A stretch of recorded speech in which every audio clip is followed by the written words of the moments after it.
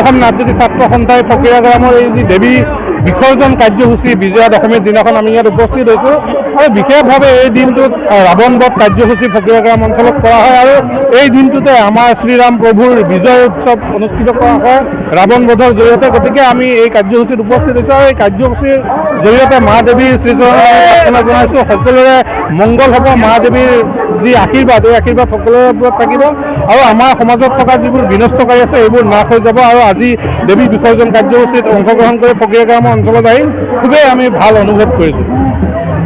ফকীৰা গ্ৰামত আপুনি ক'ব পাৰে দুটা গ্ৰামৰ ধপেতল আৰু পেটপাৰাত আমাৰ এইটো বহুত পুৰণা পৰম্পৰা।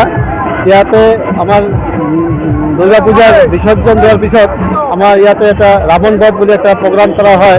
বহুত ভাল প্ৰগ্ৰাম আৰু কি ইয়াতে আপোনাৰ প্ৰগ্ৰামটো আপোনাৰ বহুত হাজাৰ মানুহ আপুনি চাই আছে, ইমান কমচে কম 4-5 হাজাৰ মানুহ ইয়াতে মানুহ ভিৰ কৰি আছে। অকল দশমীৰ দিনেই কৰা হয়। দেৱী বিসৰ্জন দেওয়াৰ পিছতে এটি ৰাবণ বধ কৰা হয়।